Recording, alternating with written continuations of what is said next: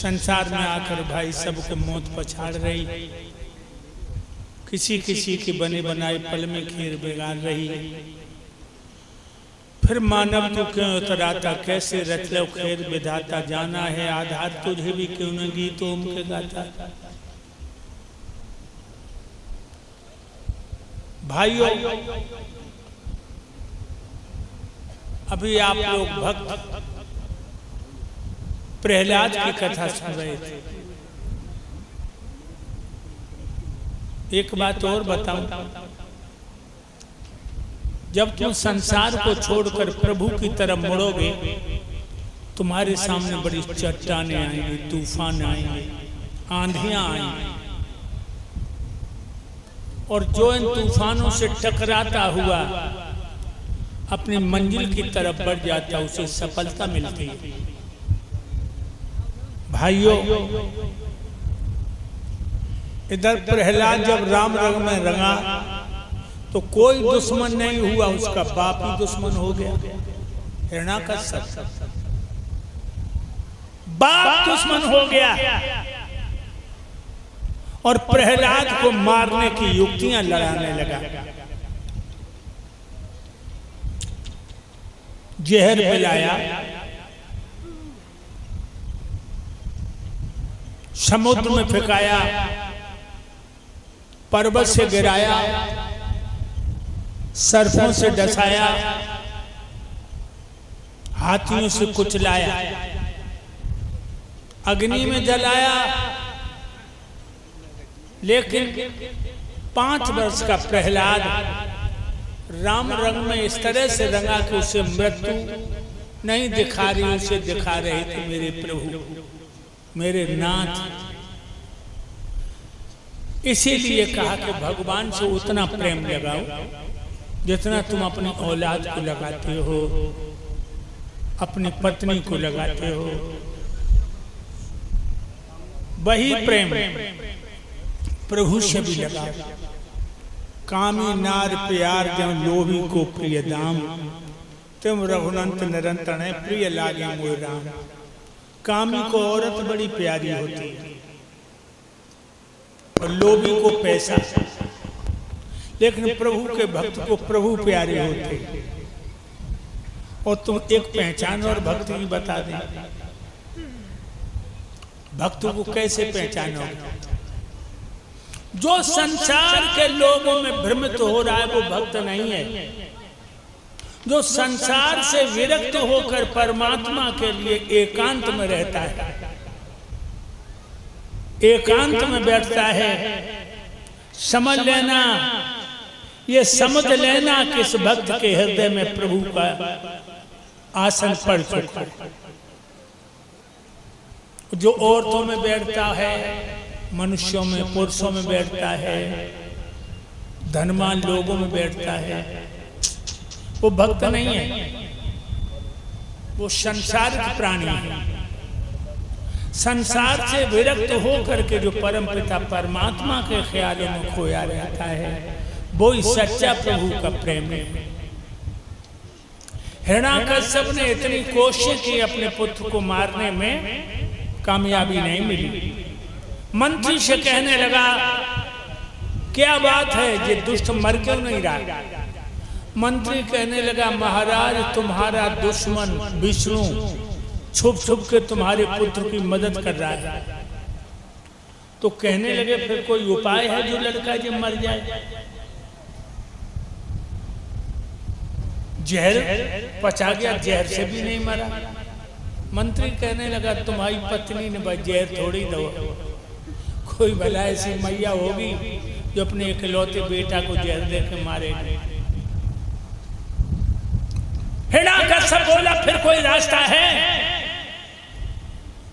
मंत्री कहने लगा, रास्ते बहुत हैं। क्या रास्ता बोलो? मंत्री कहने लगा, खम्भ गर्म करवाओ, इतना गर्म करवाओ जैसे लोहार भट्टी में से लोहा निकालता है, और जब बच्चा गुबाई से चिपका दे धुआं उड़ जाएगा। मेरे प्यारे भक्तों,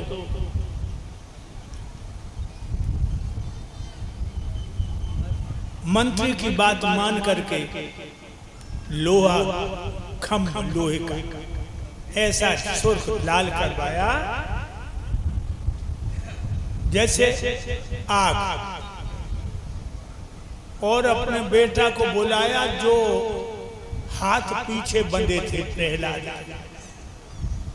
सिपाहियों से कहा इसके हाथ खोलो, अब हम देखेंगे कि इसका राम कहां रहता है।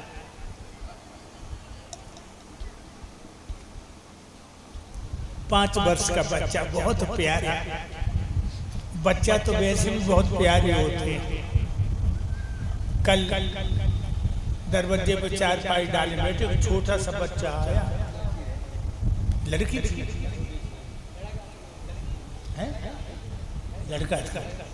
तो वो बच्चा मम्मी कहाँ है, मम्मी कहाँ है, छोटा बच्चा। सुनने लगे हम ने 10 का 5 कदम चलो, बोलो जाने कहाँ मरे गए।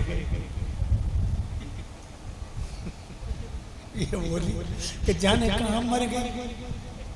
मैंने कहा देखो जरा सा बच्चा भी जानता है कि मौत है। बच्चा ने इतनी मासूमियत से कहा कि मुझे उस पर तरस भी आया और हंसी भी आई कि जाने कहाँ जाए कि मरेंगे। तो मेरे प्यारे भक्तों, ये छोटे छोटे बच्चे भी जानते हैं मृत्यु, ध्यान रखो। हाथ खोल दिए और हिंडाकर से बोला, बोल तेरा राम कहाँ है, बोल। तरसीली आंखों से अपने बाप को देखा और कहने लगे, पिताजी मेरा राम हम में है, तुम में है, खम्भ में है, तलवार में है, सारे संसार में कण कण में है। क्या कहा? कण कण। इतने भैया बैठे हो, कुछ संत भी बैठे हैं। हम पूछ रहे हैं क्या वास्तव में भगवान कण कण में है? अगर कण कण में भगवान है तो हाथ उठाओ। कम हाथ उठे इसका मतलब कम कण कण में है। अच्छा, अब तो ज्यादा उठे, नीचे डाल। भगवान कण कण में नहीं, भगवान कण कण में नहीं है, कण कण भगवान में है। मेरी बात को समझने की कोशिश करो मेरे दिल। कण कण में भगवान नहीं है, कण कण भगवान में है। मछली अगर ये कहती है कि समुद्र मेरे अंदर है, तो कितनी बड़ी बेवकूफ है।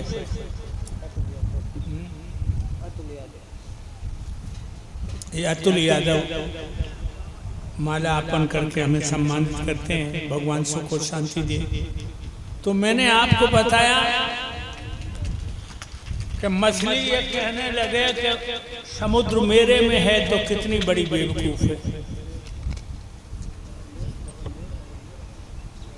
मछली समुद्र में है लेकिन समुद्र मछली में नहीं है। इसी तरह कण कण भगवान में है, भगवान कण कण में नहीं है। कहने लगे पिताश्री कण कण में भगवान है, क्यों? बच्चा है ना।